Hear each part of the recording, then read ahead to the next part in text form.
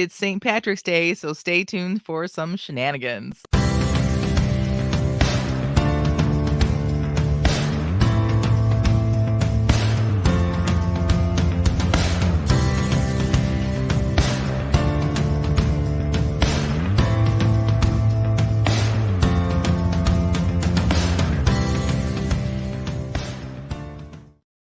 Welcome to the Christian Indie Writers Podcast, where we inform, encourage, and support Christian indie authors on their journey toward publication. I am Jennifer Carl Tong, and I write historical Christian romance.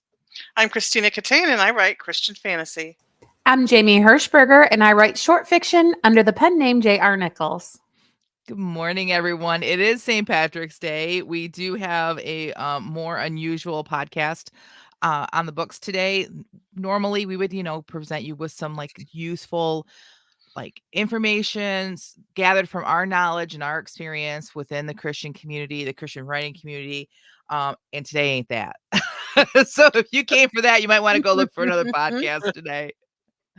But before we get started with the shenanigans, let's start with our What's Up. This is a part of the podcast where we share with each other what's been going on in our lives, our personal lives. And I'm going to start with you, Jamie, since it was quiet a second ago. So let's see.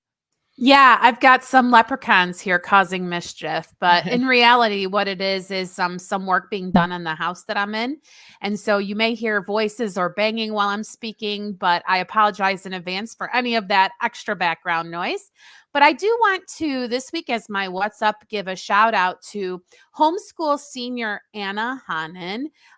She is the youngest of what I call the Hanenbergers. These are kids that basically grew up with my kids in the homeschooling community. Mm-hmm. Anna is at her final basketball championship right now, and she scored her 1,000th varsity points in her recent game. So congrats to her. That is awesome. So she's homeschooled, but she's playing basketball. What does she play basketball through? Is there an organization of sports or anything like that? Yeah, believe it or not, in Michigan, there are several teams that play. There's a team out of Lansing. There's a team out of Flint. And there are several. And this was actually the national championship. She's in Tennessee, I believe, traveled to go and do that. And so it's actually very possible to get sports and prom and all kinds of things as a homeschooler now. And I love that she has been a part of my life. And I really am happy for her. That is so exciting. She was in a class that I taught at our homeschool co-op on where we made casseroles. Like I taught them how to make hot dishes and casseroles, and then their families could eat them at lunchtime when it was in the morning. And her friends, that's all they talked about, basketball. Just basketball. Yeah. Yeah, and she's going to be going to, not the Olivet that you guys with your college that's in wherever it is, but in Michigan, there's also an Olivet, and she'll be attending there, where her brother already goes. And the hope is that she'll also play basketball while she's there. Nice. That's super exciting. What about you, Tina? What's up with you? Oh, you're skipping yourself? Well, we'll start with you. Okay. Well, I had this whole goal that I was going to finish my book this week. And I did write. And I got really close. And then I read it, what I had written. And it was just discordant is the word that somebody said that hit home with me. It just didn't sound, it just was discordant. And I could not figure out why. So I scrapped it. I deleted it all. And I had a coaching with Becca on Wednesday. Becca Syme, for those of you that are new. Yeah, and she does strengths coaching for authors. And so then we discussed all the stuff that's happened in my life in the last 2 weeks. And of course, she's also all about questioning the premise. I have this decision tree that says that I should be able to write because I can see what's next and I can imagine it and all this. And she said, but should you be able to write based on everything that you experienced in the last 2 weeks? And the answer was no. Because in my entire life, the only people that I have sat across the table from or sat in a room with who were biologically related to me were my children. Mhm. And so all the things that are similar of in them about me can be kind of waved away as, well, I raised them. Mhm. And I sat in this room with a woman in her 50s who I had never met before, Mhm. who was biologically my half sister. And suddenly, like, it was a seismic shift in Mhm. who I am. Like, it was a seismic shift in how I see myself. Like, my self confidence, I feel like got on a rocket and shot into outer space. Mhm. And I'm not saying that there was anything wrong with my adopted family. I loved them, they loved me, but this feeling of not quite fitting, Right. like trying to be an octagon getting into a round hole my whole Mhm. life, um went away, Mhm. because there were, not only did her and I almost live parallel lives and have crazy things in common, like we both like French dressing almost exclusively, like it's just weird stuff. And Uh-huh. our children, the personality similarities in our children, Mhm. just weird. It was just like then Becca used those words, a seismic shift. So Mhm. now I don't see myself the same. Wow. And because I don't see myself the same, I don't see my characters Mhm.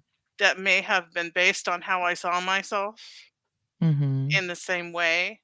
And so she suggested that I go back and read the whole thing from the beginning, and that I might find these discordant places Right. in what I've already written and have to rewrite that part. All right. So real quick for anyone who's just tuning in for the first time today or missed last week, tell them like you met with one of your sisters that you had never met face to face. Right. That's I where was this came from. adopted, Mhm. and in my desire to try to figure out who I am, I did ancestry DNA, not because I thought I was going to find anybody I was related to. I wanted to know what my ancestry was. Like, Mhm. I wanted to look at that chart and say, "Oh, you're like, I'm 60% from England," which is not what I expected. Mhm. And 2% Irish, by the way. Um, No. Here's your day. but in the process of doing that, like a few years later after I did that, they said, "Oh, you have a DNA match." And it was a very high number for anyone who does that.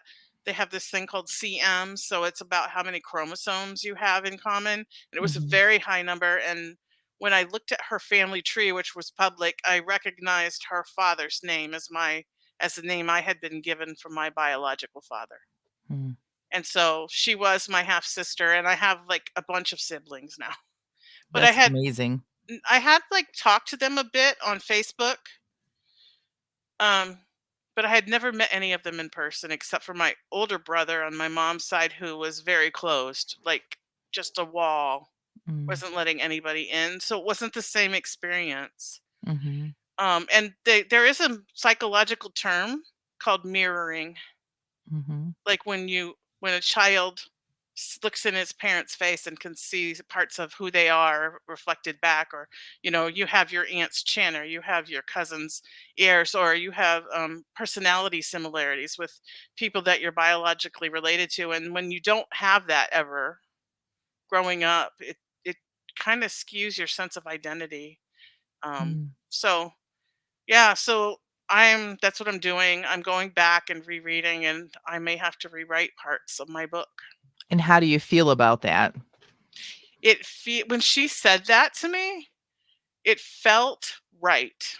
Oh, Like, I good. don't know how else to describe it, but Because it just you felt could have right. taken it as like another burden, like, "Oh, I thought I was done. I don't wanna do this." But instead, like, was it almost freeing to you to know It that you was. It could was a relief. Like, I haven't just suddenly forgotten how to write, you Mhm. know?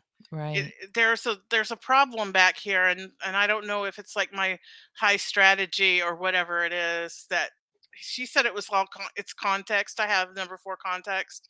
So if Mhm. anyone who understands Clifton strengths, my entire context has of myself has changed. Wow. And so I that's why I need to go back. I'm sorry, Jamie, go. That's okay. I just really want to thank you for sharing and talking about this, Tina, because as you're talking about the fact that you might have to do rewrites earlier in your book, I can so relate to that because something, not at all what you're saying. Your whole thing right there is like this seismic shift that you're talking about is going to make your book better. Mhm. And so the going back to fix does not feel like, ugh, it isn't like, oh, I forgot all my commas or something like that. It's kind of one of those things that's going to make people invested, love your characters. Remember last week we were talking about how to write an excellent book? This new insight that you have is going to get you closer to the result that you want for this book. So it probably feels pretty awesome because it's probably fixing something that you couldn't put your finger on that you felt might have been Mhm. lacking. Am I wrong? Yeah, I think you're right on. Yeah. Thank you Yeah. so much for talking about this because when we say, well, we become a better writer, well, I think a lot of times it's because we live and we Right. have a better understanding of what a real character might, what will make our character seem more real because Mhm. our own mind gets expanded. Things like that are the thoughts I'm having. I just really appreciate your vulnerability, Tina. Me too. You're welcome. And I can relate to it too, it not in what your experience, but like, and what Jamie was saying. Like, I remember once my husband asked me, "So are any of the male characters like patterned after me?" And I was like, "No." Like, if I'm to be honest, they're probably all patterned after me. Like, I think that when we write characters, all of them have like none of them are me. None of my characters are me. There might be some that maybe are a little bit more me than others, but they all have a part of me, part of my experiences, part of like personality, like flaws and personality like traits and things like that. And so the fact that like you feel a complete shift in who you are and how you see yourself, more importantly, because really you've always been this, but now like you can see yourself differently, and that's going to change how you act because you see yourself differently. Yeah. Then your characters are going to be seen differently too. Even like little parts of your characters, little minute things. But if you can go back and you can find those, it's going to be a better book, and it's going to be a book that you're happier with and more proud of. Right. And So, like Becca pointed out, my book, and it amazes me that she can remember like all the people that she coaches. mhm, She remembers what my books are about. yeah, Like she must like have like this Sherlock Holmes kind of mind because right. I'm like, how do you remember that my first book was about lost and found family? Mhm, And that my main character went through this experience of having lost her mom and then finding her again. mhm, And like my daughter called me crying in the middle of that first book and saying, "Angelica is you, mom." mhm, Like, so especially Angelica, I think there's going to be some stuff that I'm going to have to change. interesting. Well, people are very supportive in the chat too. Piper says that sounds amazing. Tina Gigi Thanks. says, Tina, so happy for you to be making this connection. Catherine Carroll says, you're kind of doing a rewrite of yourself. So it makes sense that the book would need to the same if any of the characters are pieces of you. Yeah. Agreed. We all think that. All right. Also, Piper has her what's up. She says, glitter all over my living room floor from the leprechaun trap the gremlin set up last night. Oh, Oh, that sounds so fun. fun. That is awesome. So one of her grandkids set up a leprechaun trap. Did you set it off? This is what I want to know. Like, Yes. was it a prank on you, or did he really think he's going to trap a leprechaun? So that's We pretty need to hear awesome. more about this Yes, for a certain section of our outline. I agree. All right, so my what's up. The reason I went with Tina next was because I was like, I didn't prepare. What's up? I don't know what I did this week. Like I was like, I don't know. What do I have to share? So this week we had revival at my church, and I sadly only was able to make one of them. It was great. We watched Sunday morning was live streamed because it was a regular church service time. And so for those of you who don't know, I have a church that I attend that planted another church, and we have God really spoke to us, and we have chosen to make the church plant our church and to support it, to be there, do the work of, starting a new church, but we're still connected to our old church, and our old church had revival. And so we went to our church Saturday night. It's a Saturday night service, which I love. And then Sunday morning, we were just so wiped out because we were gone all day. Oh, I never responded to you, Tina. Okay, I'll get back to this too. I guess I have a lot to say.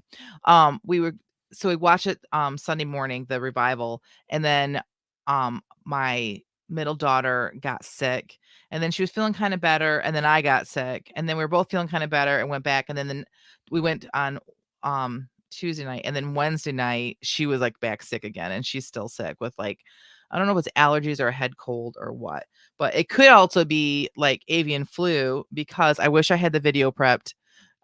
So last Saturday was a thing in our area called, if you belong to the Nazarene Church in our region, they have Olivet Nazarene University has a thing called Celebrate Life for teenagers, and it's kind of like a big kind of like talent show, kind of a they you compete to get down to Olivet, and then you compete again, and then the professors down there in these different areas, whether it is like a sporting event, or like if you do a sport, or if it's music, playing an instrument or singing or whatnot, will give you feedback, and it's really a good experience for teens. But you can do drama and skits too. And so my kids did, I don't know if you guys have ever heard of this thing. If you haven't, when the podcast is over, go straight there, called We're Chicken. Worship and chicken put together. We're Chicken. And it's this guy's taking worship music and put it, the vocals are actually a rubber chicken. It's very funny. So they did a We're Chicken skit where we actually, my middle daughter, who's the quietest of the three, came out in a giant blow up chicken costume. Anyway, it went fabulous. Some teens like left the competition room afterwards because they had to go over sports, and on the way, they didn't know my kids, but on the way out, our youth pastor was staying there, and they said to each other, yeah, they just won Celebrate Life, which that's not a thing. You don't win Celebrate Life, but it was great. And we still don't know. We don't have the results. We don't know if they made it down to Olivet or not. And we don't really care if they did or not, because it got the result they wanted. They wanted the teens that were there to laugh and to enjoy it. And that's what happened. So we'll see. But Nice. That sounded amazing when you described it. I'm so glad that it was pulled off with excellence. Did you get the video? We got a video, and I meant to upload it and haven't yet. And Tina messaged me, and I saw her message. I'm like, oh, I'm gonna do the video now. And then I got distracted. And then I've been sick all week, so it's been kind of hard to get motivated to do things. Plus, my laptop is now a desktop, so I can't like actually take it with me and do stuff. But there was 5 girls that did it, and so it was 2 moms, because 2 of the other girls were from the same family. And between me and the other mom, we made these bright yellow, we bought bright yellow sweatshirts, and we put the youth group logo on the front, and then I put like when you put the hood up, I put a chicken comb up there, so that they got up there like legit, and then they put their hoods up like the worship team is what we called them. We didn't call them like pray, we called them the worship team, not so that like, anyways. So yeah, and then halfway through, Chloe comes walking out in this chicken costume, and the place lost it. It was great. So fun. Shenanigans abound everywhere in my life, not just with my kids, but on this podcast too. So I forgot to say, I'm also wearing my Shenanigans with my Nomies t-shirt. What a nice transition. Yes, that's what I'm known for, right? Oh, hey, real quick though, Maria's here. She says, hi everyone. I thought I'd take a break from unpacking boxes to say hi. Hey, she moved this week, so that's really good. We hope it went well, and I'm so excited for you guys to start this new venture. And JP says, hugs to Christina. What's up with me? God is giving me some cool and very welcome insights, reminding me that I can trust him and be myself. That's awesome. Nice. Yeah.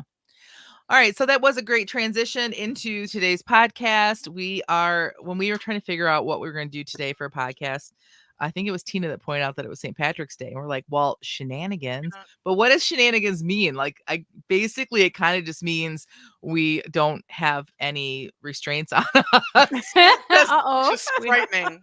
I mean, really. I mean, whenever we get together, I mean, like, I know we try to be as genuine as possible on the podcast with all of our listeners.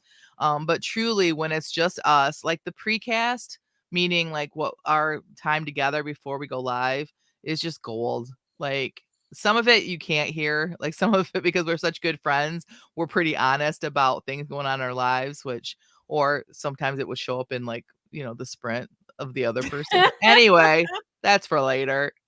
But we thought, first of all, we should probably talk about, maybe not everybody celebrates St. Patrick's Day or even knows what it is, because we are international. We do have a lot of listeners actually in Africa and other countries, and may not even have a clue what we're talking about. So we thought we'd take a little bit of time and talk about the history of St. Patrick's Day. And we also kind of want to talk about how did we get so far from like what it started as to what it is now. So should we start with now, like how we celebrate it now, or do we start with Sure. who Saint Let's Patrick start with was? the history. Yeah.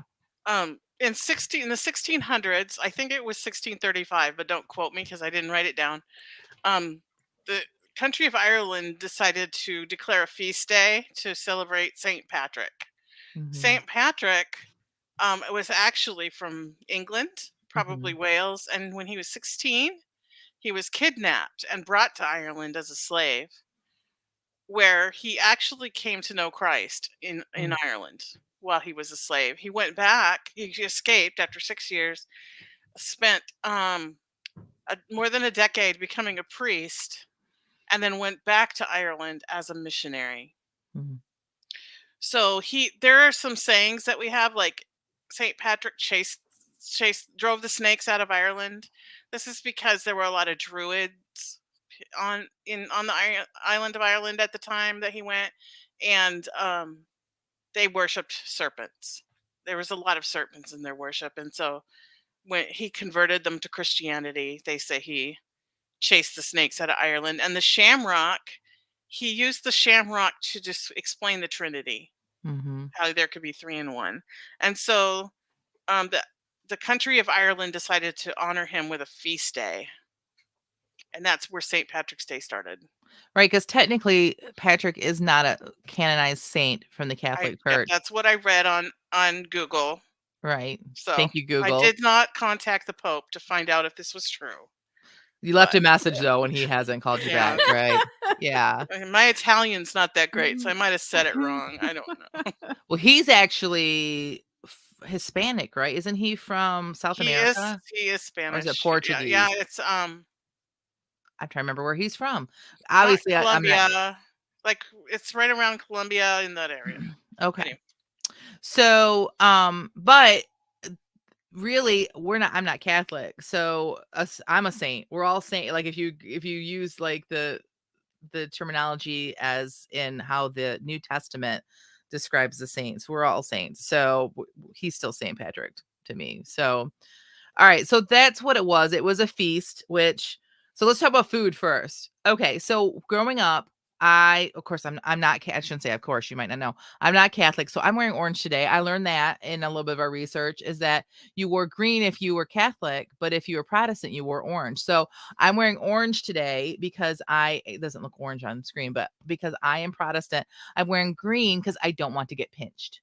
So so this is where I'm landing on this. But my let's go. shirt has both green and orange in it. Yeah. Their noses are orange. The gnomes. So growing up in a non-Catholic family, we didn't do anything for St. Patrick's Day other than I wore green to school so I wouldn't get pinched. But when I moved to Boston, everybody did boiled dinner for St. Patrick's Day.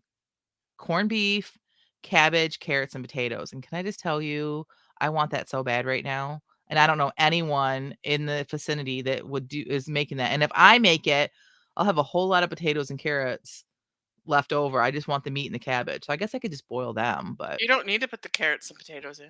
I know, but it just feels like it's tradition. Have you guys ever had that or done that for St. Patrick's Day? Well, I was Catholic growing up, Right. and my grandparents were immigrants from Ireland. So my adopted father is 100% Irish. He actually had dual citizenship because he's first generation American. Oh. And I could have also claimed dual citizenship if I had chosen to. Hmm. And so my mother, who was actually 100% Polish, for my father would make corned beef and cabbage every St. Patrick's Day, and we would have that. So yeah, and I don't remember if we had potatoes and carrots, but potatoes and carrots are not. Um, they kind of got added later. Oh, interesting. Yeah. What about you, Jamie? My dad would tell you that we are Scotch Irish, and apparently it is like a big deal if you are Scotch Irish. Like you don't want to leave the Scotch part off because I don't even know. There's some kind of like tribal pride or something going on there. So it's kind of like the Scots who came to settle in Ireland maintains that part of their identity. So anyhow, St. Patrick's Day was not ever a big deal in my family of origin, and my mom had certain things that she would cook for dinner. So like, who even knows what we would eat on St. Right. Patrick's Day? But it's Right. about the one time of year that we asked if we were Irish, and for some reason, like none of us kids could ever remember the answer. So it seemed like every year we were asking, are we Irish? I mean, maybe we got vague answers. It could be that my dad did not really know until he was like much older because he didn't really care much about his, like, I don't even know. But the fact Right. of the matter is, like, I could never remember if I was Irish or not. And it seemed like every year I'd be asking. All right. So it was just a whole school thing for me, really. That Right. we Me too. celebrated. All Mhm. right. Maria says, I find it super interesting as a Brit that St. Patrick is so well known, celebrated in the US, whereas the saints of England, Scotland, and Wales aren't really heard of. Well, probably because we kicked you guys out back in 1776 and probably didn't want anything you had to offer. No, just kidding. Oh my gosh. No, I think the reason is we had the United States had so many Irish immigrants. Mhm. And I Mhm. think that's what they brought it with them, where I think we had, like, the British immigrants they became the United Original States, the Americans. Americans. original exactly. I think that's the differences, and then when they came over, then there was, like, immigrant settlements of Irish immigrants, just like any other country they come over, they kind of, like, would, stay within their groups. But, yeah, I know it is interesting that's the one that we really, like, celebrate. It is And interesting. so many of them were in Boston specifically, right, Jen? And I do have to give a Yeah. nod to Piper saying she's pretty much a mutt. Yes, me too. And that's probably also why I couldn't remember if we were Irish or not, because we're a little bit of a lot of things. So I get it. Right. And So my Piper's dad's also from doing boiled dinner, but she's doing it with ham. That's interesting. I never thought about that. Like a picnic ham boiled with stuff. That would be well, I just think originally over in Ireland they would either use lamb or bacon. So had to it's be just that some sort of corned beef salted was meat. so cheap when they came to the United States. My dad grew Mhm. up in Brooklyn and it was very big there too. So I Mhm. think it's that area of the northeastern United States where Mhm. there's a lot of Irish immigrants. And before anyone gets offended that I was like, we kicked you out, Maria's laughing. She knows I'm just joking around with her. So if you're from Great Britain, we love you. You can come anytime you want. We won't kick you out. Yeah. Maria says it's interesting because Irish is the only thing she's not. She's Welsh and English with Scottish ancestry. That's awesome. Catherine Carroll says she's mostly English and German, but her second great grandmother was Irish. like Colleen. Yeah. Yes. Well, Colleen is Irish. She's actually straight from it's Cade Yeah, that that is could be like descendant. her Yeah. second great grandmother or whatever. Yeah. I still haven't Mhm. figured out their entire lineage and how that's going to work, but I do know that like they are because of their names and their names just kind of came to me. So That'll be I don't know. interesting to talk about next week, possibly. Maybe. Aw. Mm. All right, so we've got like kind of a little bit of history down and like how it was supposed to be celebrated and the food. They used to, do a boiled dinner, but it was usually probably bacon or some other salted meat. And now we've kind of turned it to corned beef because it was cheaper here in the United States. But it's kind of changed how we celebrate, right? Like Kinda. it has turned into this I don't want to say ridiculous, but ridiculous kind of a holiday. It's a holiday that's, I think, a holiday to be a holiday. There's no one, even like the most staunch Irish Catholic person in the United States, that really celebrates St. Patrick's Day because they just love the work of St. Patrick. This is what I believe. Now, you come at me. Go ahead and come at me if you want. But like, I used to live in Boston. Can we just stop for a minute and talk about how they celebrate it in Boston? Yeah. Okay. Lots and lots of booze. I'm not Right. even kidding. It's like the whole town, the whole city is just people in the streets drinking. It's like I've never been to Boston for New Year's Eve. But I would imagine that this is way worse. Like way better, worse, however you like imagine that this is for you. But there's so many people that are of Irish descent in Boston, first of all. But it is all about the alcohol. It's all about wearing green. It's not just about the alcohol. It's about getting rip roaring drunk and at as many bars as possible. And you could just go out and stand in the streets and you can just see it. You can just see people walking around with like open containers. It doesn't matter. Happy St. Patrick's Day. They couldn't tell you what St. Patrick did or who he was. I guarantee it. But that And probably most of them aren't that Irish. Yeah. I know there's a huge Irish population. It's the same way in New York City at St. Patrick's Day, and Chicago also has a large Irish population, and they actually dye the Yes. river green on That's St. Patrick's legit. Day. Yeah. That's not even a joke. And if you've ever been to Chicago, this river is huge. What do they dye it with? And how much of that dye does it take? But they like it runs. There's a river. It's the Chicago River, I right? believe it is the Chicago River. I'm gonna look it up right now. But it runs through the middle of the city, and it's a huge river. It's not like a little trickling river. It's a huge river, and Yeah. they dye it bright green. Like if you were to go Google it right now, you could look at pictures probably of today of it being Mhm. bright green, and that's like crazy. Like why? Why do we do these things? But Maybe you should have consulted those people when you tried to dye the fountain, Jennifer. Just oh saying. yeah, no, it was yeah. We were using Jello. Jennifer, put Maria's comment up there that cracks me up. She says she was chatting to a Welsh friend about why St. David's Day isn't really a thing in the US. She pointed out that, yeah, St. Patrick's Day is about drinking. St. David's Day is about eating leeks. Oh, I don't know why it's not popular. Leek, Oh, I that's guess, is the hilarious. national vegetable of Wales. Oh my I word. like leeks. Yeah. I don't know if I want to celebrate eating them, but I like them. You know, having grown up with an Irish Catholic family, I'm not sure why drinking on St. Patrick's Day is any different than any other day, unless it's just the fact that all the un-Irish are claiming Irish and come and drink with us. I don't even know. I think that's my contribution to that. Yeah, everybody likes a good party. Yeah. Piper says Boston is Irish. 100%. Well, maybe not 100%, but I 100% agree with you. It's Irish. Yeah. That's yeah. Liz Henderson says, doesn't everyone want to eat leeks? Oh, and leeks. Maria says leeks are the national vegetable of Wales. Well, Oh. and we wonder why we haven't moved there yet. Do we have a national vegetable? I don't know. I'm gonna That's have in to- I'm gonna have to Google it. Circus peanuts is our national vegetable.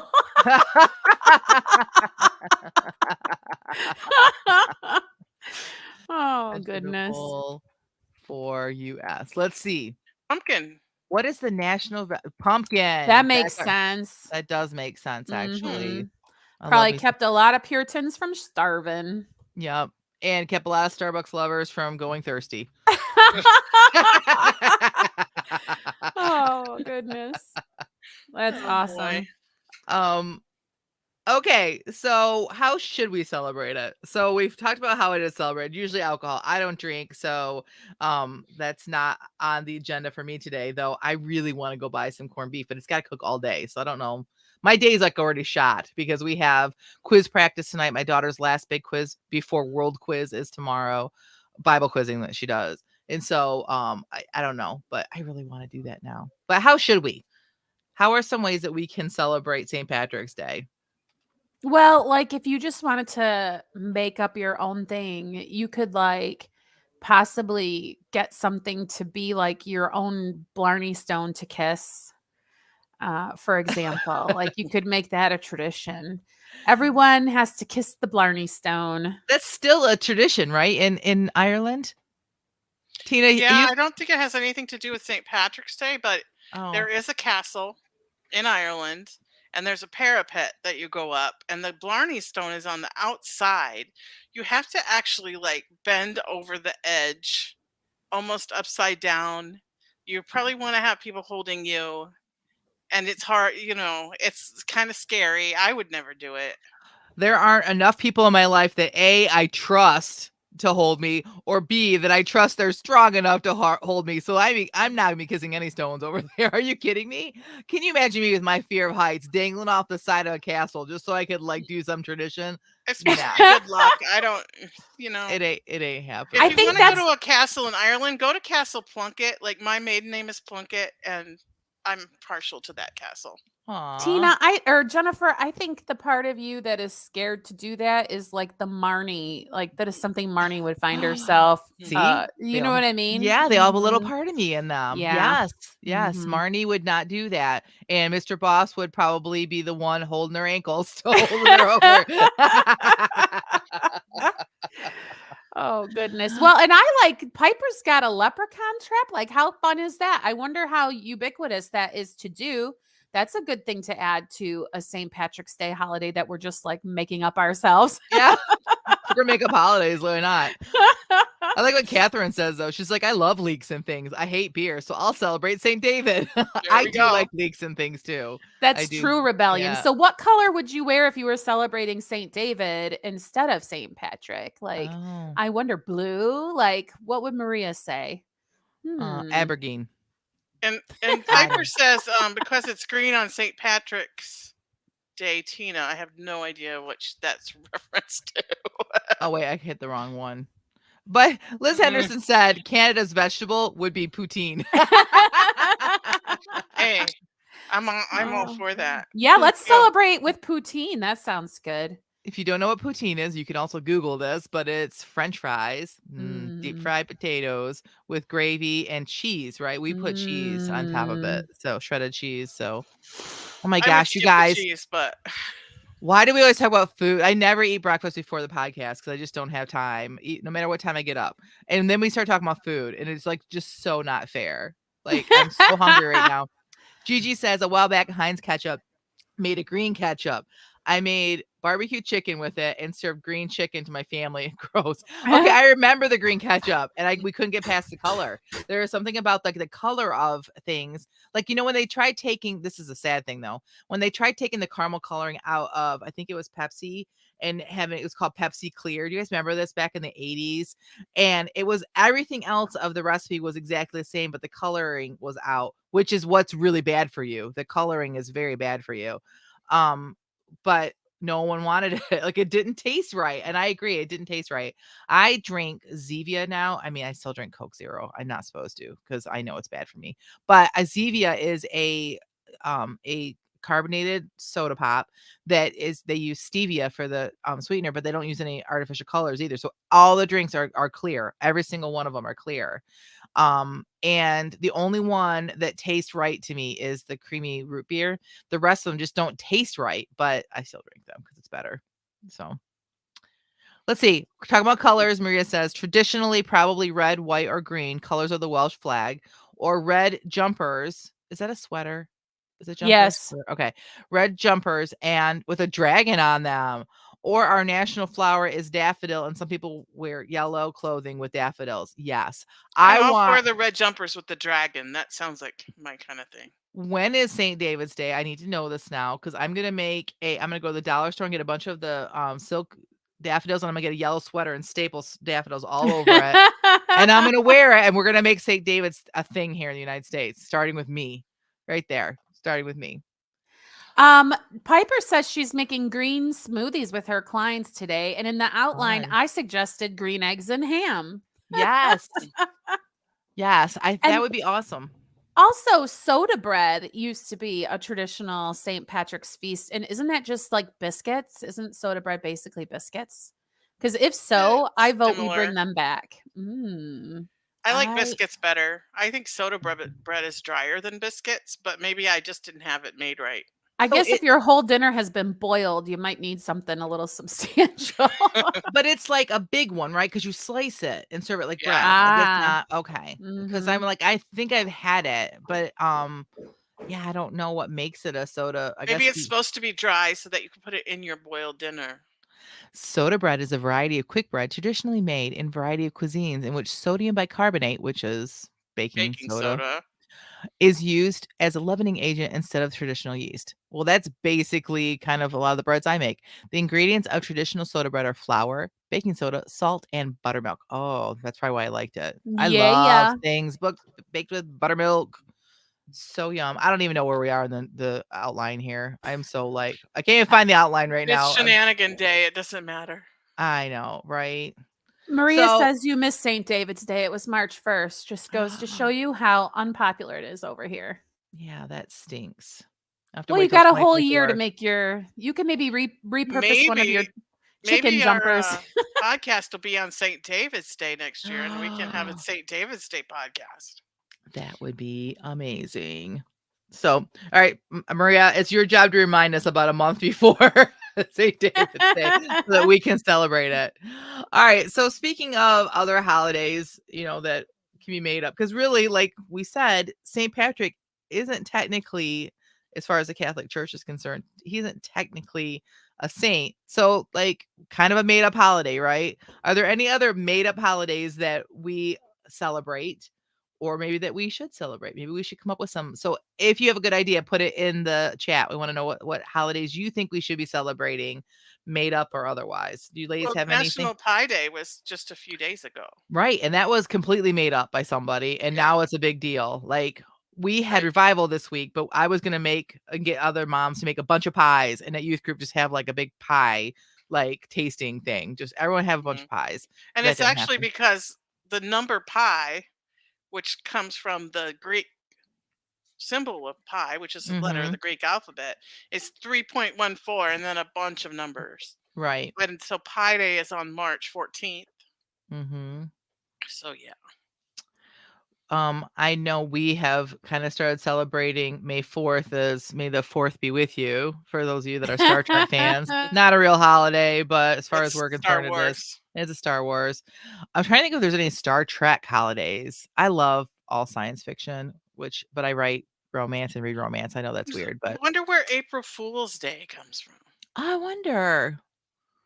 We did good on April Fool's Day last year. Mhm. Yeah, we're Unfortunately, never gonna top that. never gonna top that, and we won't have a podcast on April Fool's Day again for a while. So, yeah, April Fool's Day is a fun one to celebrate.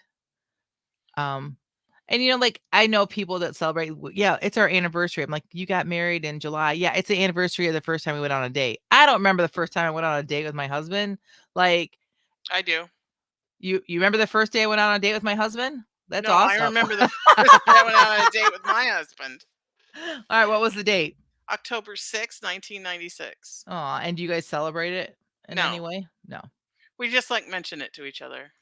We sort of celebrate our when our podcast episode is 100 number. That's sort of a Yeah. holiday for us. It's not annual, but We should initiate a Christian Indie Writers podcast day where everybody has to celebrate us. Yeah. they do all have to that. take day off of work. Yep. And how would they celebrate us though? Like I don't know. They could just like fill their Facebook news feed with wonderful comments about us. yeah, that's a good idea. Links to our podcast, links to our books.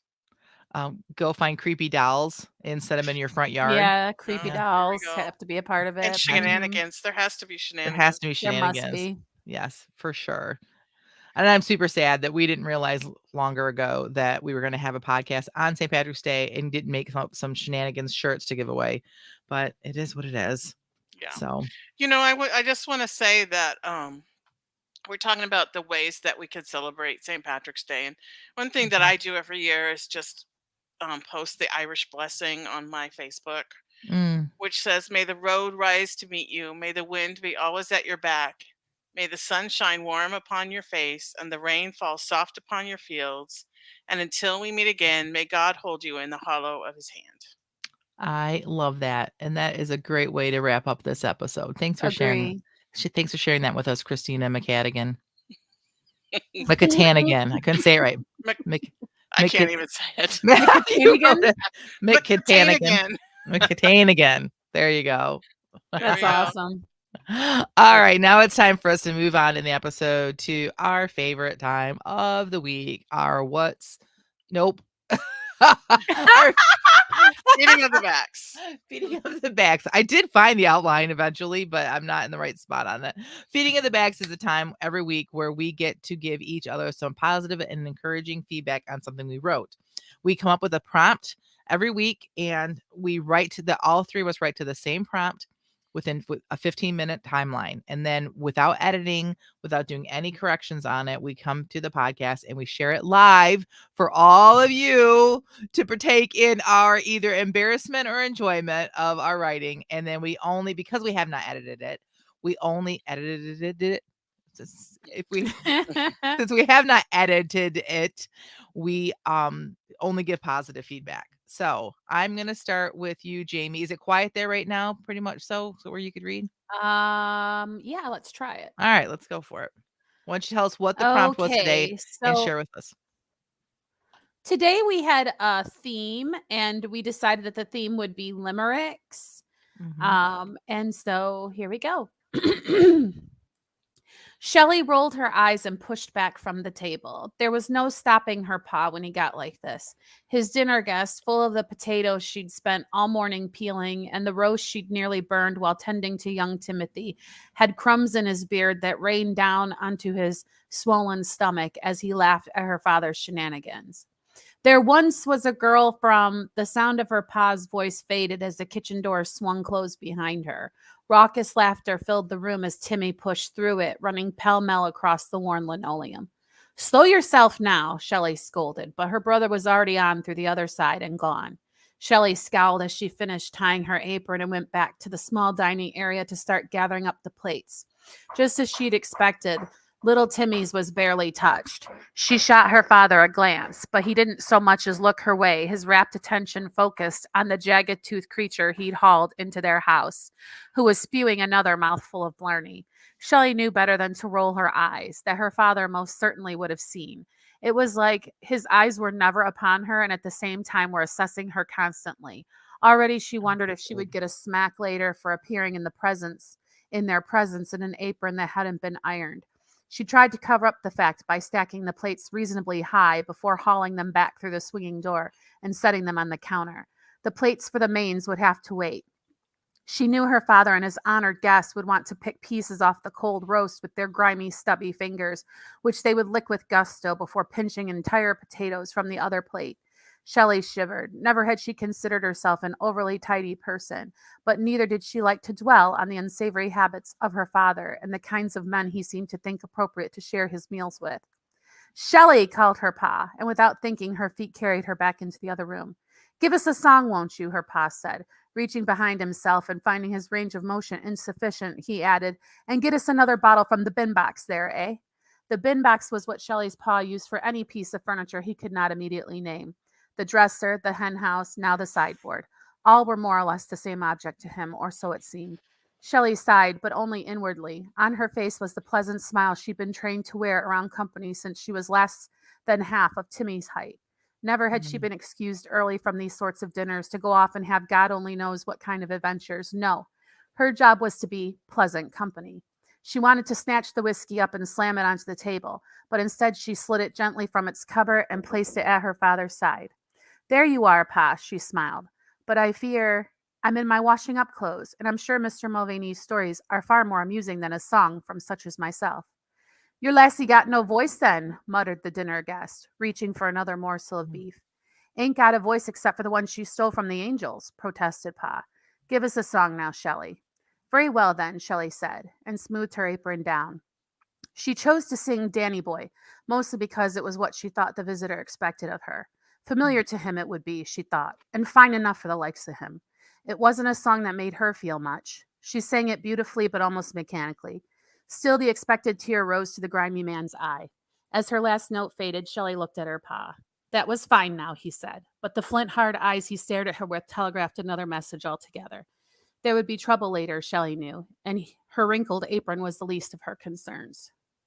But why? Why was she gonna get in trouble later? I don't understand. Like, she did what he said. What? Oh, Jamie, I don't know how you constantly get my emotions in everything you write, but I love this character. I wanna know, where's her mom? Why is she acting as the mom and clearly still a child? And, like, this whole thing, I just wanna go rescue her from this. Like, this is so well written, and it's only, like, you did it in 15 minutes, and I'm already like, these characters are real to me. So I well have done. to admit, I took an extra minute just to wrap it up. Oh, yeah. That's Well, okay. We'll give it nobody to you. else did that. Mhm. I I've been watching a lot of podcasts lately that talk about your first page that people look inside when they're looking at a story, and that it has to hook them and it has to pull them into your characters and make them fall in love with your characters and need to know what's going to happen to them and need to know like everything that's going to happen. And I feel like that would be exactly what they're talking about. Wow, On the thank look you. inside, that would be like, oh my gosh, I need to know that this girl's going to be okay. Agreed. This would be a great first, like opening chapter to a story that I don't think anyone will be able to put down. So yeah. Exactly. Yeah. Wow, I Yeah. really appreciate that. That's very awesome. Thank you. Gigi says, Jamie, you dropped us right into this story. Poor Shelley and the bin box, perfect details. Yeah, I love the bin box thing. That was great. Yeah. And I gotta admit, I gotta think that like, all right, so she was pretty young since she's been doing this, but yet her thoughts and knowing the names of the furniture stuff, the mom had to be there or some adult had to be there to be able to like teach her that kind of stuff, right? So, and how to cook a roast. Like a roast is not something you just are born doing. So like, yeah, I just want to know so much more about these characters. So Yeah.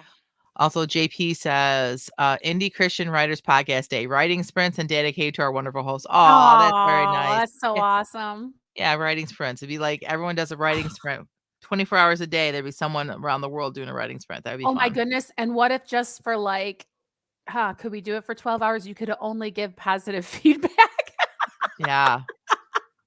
to everybody about Right. everything. I Right. love this long hold time to speak to the cable company. It's my favorite. Catherine says, yes, that would hook the reader immediately. Agreed. Oh, Agreed. thank you so much. All right, I'm gonna go next. And so the theme was limerick.